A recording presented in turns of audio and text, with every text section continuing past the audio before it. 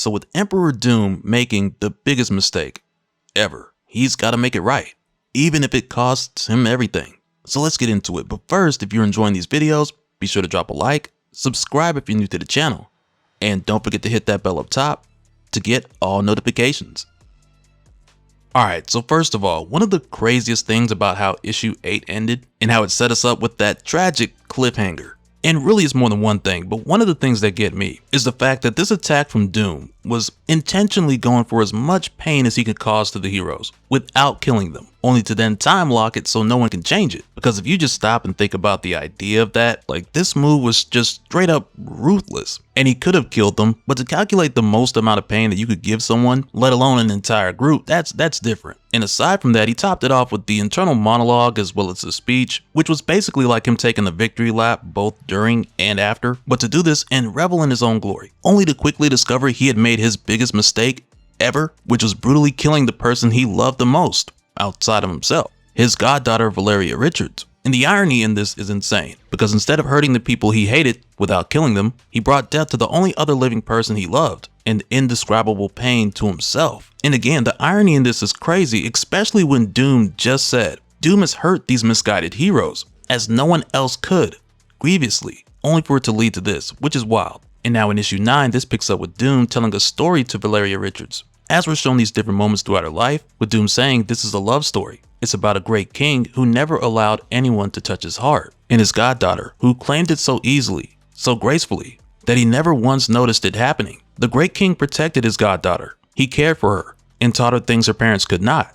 Across the entire cosmos, she was the only one who was to him special. And across the entire cosmos, he was the only one who was, to her, special too. And all throughout this, we see these moments between the two of them. Like when Doom told her, I place you under my royal protection, little Valeria. If anyone is ever foolish enough to strike at you, they will deal with me. Or the time where Doom told Reed and Sue, here in Latveria, Richards, Doom demands that children always get a good night's sleep. And how over time she would touch his heart the way no one else could. Like in this moment where he's asking her to finish up her work, and she's just like, can we have ice cream later? And he's just like, Doom, we'll consider your request. And in another moment, showing how he would protect her and teach her things her parents couldn't, we're shown one of the times where she would go to see Doom about her father Reed, where Doom's just like, what did he do this time? And these memories lead to a moment where Doom made Valeria make a promise that she would eventually break. Because there was a time when he told her, you must promise me, child, you must stay free from harm. And she told him I promised, just before giving Uncle Doom a kiss on the cheek, only for Doom to eventually be that harm that would come her way. But as Doom continues to tell this story, with him saying how special this great king and his goddaughter were to one another, he goes on to speak about the great king saying, and when his goddaughter died,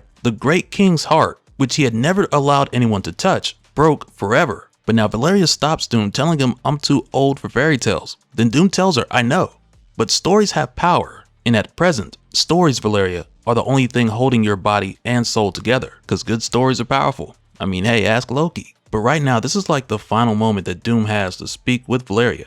So before they part ways, he continues to tell this story, which is really him telling her the events that took place following her death up until now. And he goes on to say, the great king did all that he could, but he could not save her.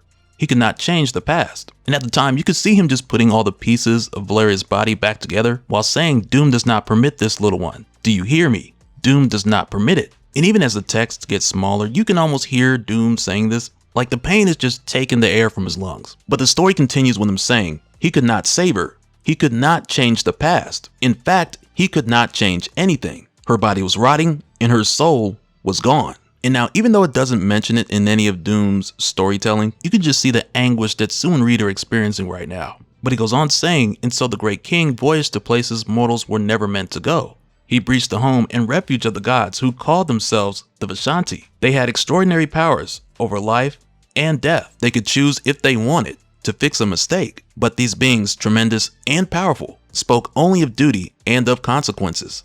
They refused to hear what the king was saying. And so the king forced them to listen. And that was crazy as how Doom was able to make himself heard here. And even though he explains it in this story, I don't want to just brush over it. Because he says the king had used all his earthly magic. But here, among the Vishanti, there were different rules, different magics. Here, there was magic powered by emotion, and the Great King had an infinite supply of that. So when Doom says the Great King forced them to listen, at the time he told the Vishanti, "You will heed to the words of Doom." This was him redlining what was available, since the magic here is powered by emotion. And it's one of those things where it would have seemed like a lot more had he tapped into this amount of power and used it on nearly anyone else, because in this case he was only heard. Then he says here, but still the Vishanti would not listen, nor heed, nor obey. And he continues with the story saying, so the Great King sought out better gods, stronger gods. He traveled through yawning voids, through rooms white hot, until on a far and distant shore, see what you did there, Doom, the Great King finally arrived before the strongest god there was. And for the first time in his life, the Great King bargained. And this goes to show that Doom had came to a point where he wasn't too proud to beg. But immediately the living tribunal was like, who dares disturb us? And Doom was like, Doom dares. This is Valeria Richards, and she has died, and I require it to be otherwise. I will offer you anything you desire. And man, right there, I gotta say, I find it hard to imagine a scenario where the living tribunal is out here like, man, I wish I had, and, fill in the blank. And the living tribunal more or less responds from that perspective by telling Doom bargains carry terrible costs, but one cannot bargain without anything to offer. And you, Doom, have nothing. And right here, this is my favorite part of the whole exchange, because Doom's like, no, if one seeks justice, tribunal, then one always has something to offer, a more just universe, which kind of sounds like Doom setting himself up for a high position, but not out of selfishness, more like a force of habit, because Doom, of course, would be the one to make that happen. That's how he usually does it. And if there's a sacrifice or multiple sacrifices that need to be made, Doom will determine who that individual or those people will be. And he's been on a streak of this behavior lately, from Blood Hunt going into One World Under Doom, and 8 Deaths of Spider-Man, and even that Black Infinity Stone saga we saw a few years back. So just imagine if the living tribunal accepted this offer. Doom would literally do anything to achieve this more just universe. But the story doesn't take that route. And this is exactly why I love how the living tribunal responds to this more just universe offer by saying, perhaps, Victor, but you do not seek justice. You seek the assuagement of guilt and not to suffer. And Doom doesn't even try to lie about it. He's like, yeah, that's in there too. And it makes me think of times where somebody does something dirty, or they do you dirty, then they come back trying to make it right. And from there, it's like, okay, are you doing this because it blew up in your face? Are you doing this just so you can feel better? Because it's just eating you up inside? Like, what's the true and honest answer? And I just love how Doom is like, yes, it's all of that. But then he goes on to say, today I seek more. On this occasion, tribunal, Doom will hide nothing from you. Just this once.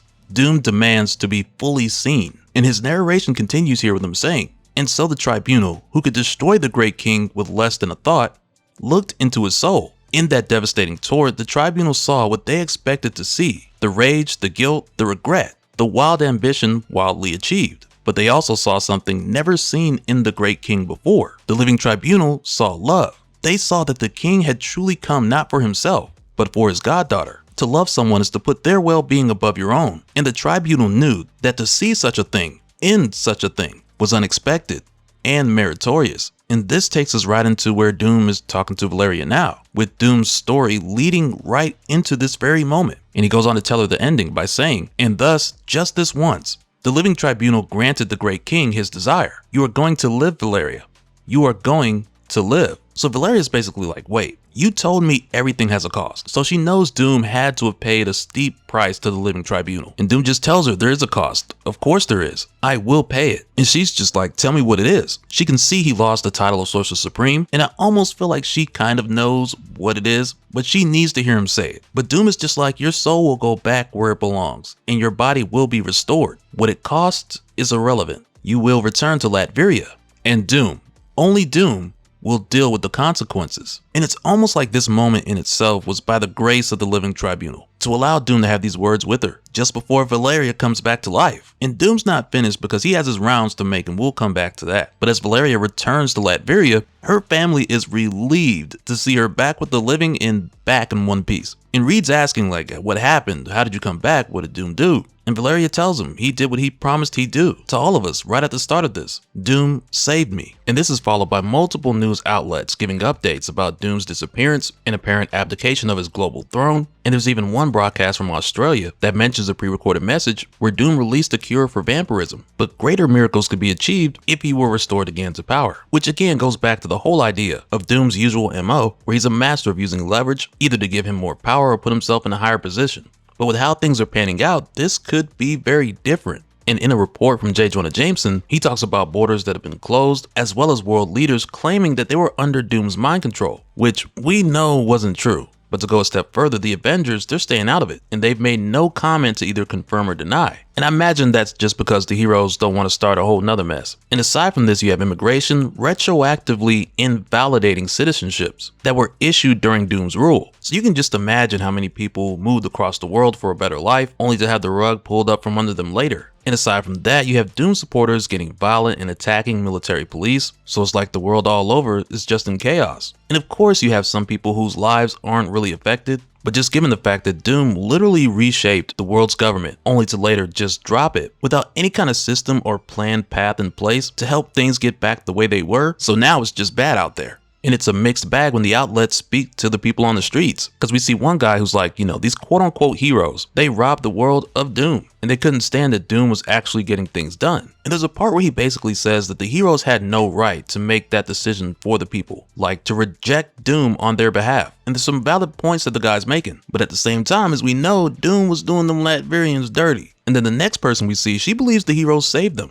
And that they never needed Doom to tell them what to do. And another guy's just like, sorry, I really don't follow politics. Followed by the most awkward, creepiest smile you'll ever see. Now imagine dude just felt uncomfortable sharing his thoughts on TV. And in the next broadcast, we see a woman who believes that Doom spun giving up the world as a noble act, when really it was just him looking out for himself, being all like, you can't fire me, I quit. Which really just sounds like one of those cases where people take pieces of information and they form a whole story around it. But in the last news clip, this guy seems to be the most logical and informed out of the bunch, because he's like, the heroes didn't beat Doom. Doom gave up his world to save a single soul, his goddaughter. He's a real hero, the best of us. But at the same time, I'm looking at him like, where did he get that picture? But after this, sometime later, when we go over to Reed, we see that he gets paid a visit by Doom. And it's a really interesting conversation that they have. Because when Reed talks about how things are going back to old democracies, Doom's like, yeah, and old dictatorships, old borders, old iniquity, old suffering, old lies, old hate. Because Doom's like, if that's what you want to call freedom, alright.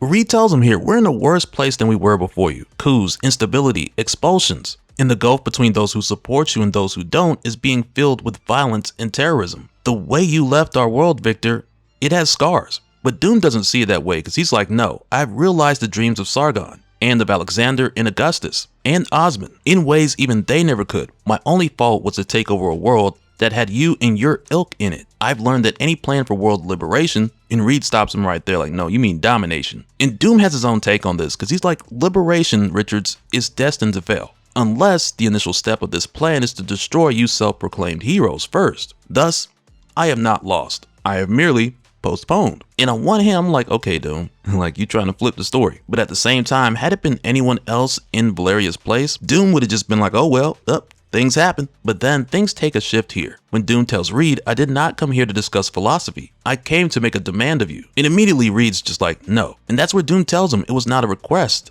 I'm dying. And the look that Reed gives Doom right here is like, man, I ain't saving you. And he tells Doom that he doesn't know how to forgive him for what he's done. And he needs Doom to understand that. What Doom tells him here, it's a pretty cold line, because he's like, of course not. You are as incapable of saving Doom, Richards, as you are of defeating him. And right there, just like, man, ouch. And he goes on to let Reed know that's not his demand anyway. And Reed could care less what the demand is, because his answer's still no. But Doom continues saying, I've traded my life for hers, along with my titles, and my planet, and my soul, just before asking if Valeria is well, and Reed tells him yes. And right there, Doom's like, then it was worth it. And I gotta say, just going off of everything Doom gave up to bring Valeria back, like his titles, his planet, soul, everything here, I wouldn't be surprised if this is setting us up for like the greatest Doom comeback, where at some point he's gonna have to build himself up from nothing, because Doom is one of, if not the best, when it comes to climbing the ranks of power. But after Doom says it was worth giving all of this up to bring Valeria back, Reed tells him you wouldn't do it selflessly. You've got some plan. Like there's some kind of catch, there's gotta be something. And that's how I usually feel about Doom too, so I don't blame Reed here. But Doom cuts him off here and he's like, silence.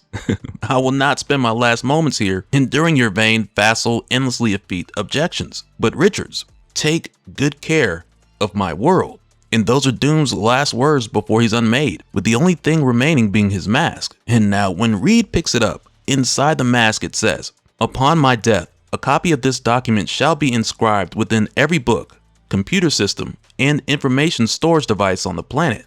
I, Victor Von Doom, being sound of mind and body, hereby appoint Reed Richards, son of Nathaniel and Evelyn Richards, to be executor and trustee of this, the final will and testament of Victor Von Doom. I hereby revoke all former wills and codicils made by me, and hereby declare and demand that all I possess, own, or rule, including my nation of Latveria, shall be bequeathed to whosoever first manages to, and after that we don't see the rest, but just based on Reed's reaction, it's gotta be something serious, because it's this very moment that takes us into the Will of Doom issue 1, where I imagine at some point, Doom's gonna wanna know how Reed handles things while he's gone. But with that said, if you enjoyed the video, be sure to drop a like, and let me know what you think we're missing from Doom's inscription inside the mask. And so now real quick, I wanna give a special shout out to all the patrons. Thank you guys for all your support. And for anyone who's new here, who wants more information on how to support the channel, I got a link below where you can go to patreon.com/dopespill. But that'll do it for this one, guys. Let me know your thoughts down in the comments below, and we'll do it again on the next one. Alright, later.